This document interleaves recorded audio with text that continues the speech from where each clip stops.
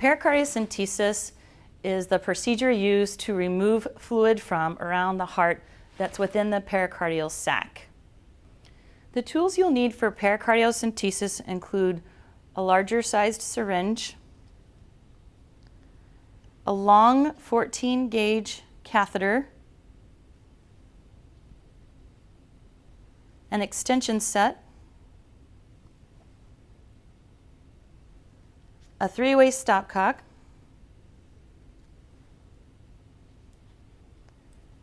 and collection tubes, including a purple top for cytologic analysis and a red top for possible culture. You then are going to find your landmarks. The best way to find the pericardial sac is to take the patient that is in sternal recumbency, and they're usually sedated, and you're going to pull the arm back to the chest cavity, and where the elbow hits the chest is the approximate site of the heart and pericardium. You're then going to shave a squared area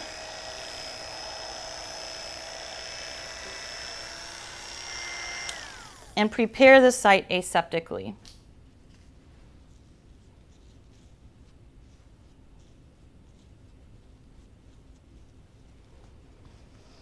At this point, some people will use local anesthetic, so a small amount of lidocaine in the skin area. And you can either take a blade and make a little nick incision in the skin for advancement of the catheter, or you can just pick up the skin, put the needle through the skin, and then feel where your intercostal space is before slowly advancing the catheter into the chest cavity and into the pericardium. So you're going to slowly advance at a right angle to the patient until you see fluid filling the hub of the catheter. Once you see fluid filling the hub of the catheter, you advance another ½ inch or so, and then you're going to take the needle out and you're going to connect your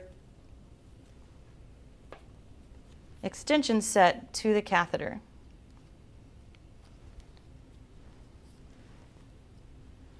The extension set is then connected to your syringe.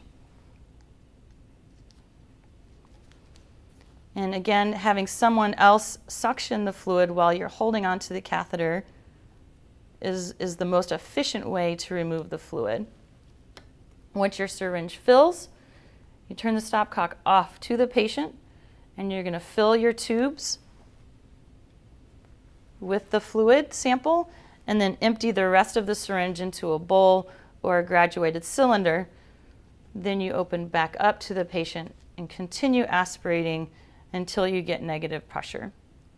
One thing to remember is that this catheter is in the pericardial sac, and you can irritate the myocardium during this procedure, and so your patient should always be connected to an EKG so you can verify if there's any arrhythmias. And if you do start seeing arrhythmias, it's recommended that you pull the catheter out and start over.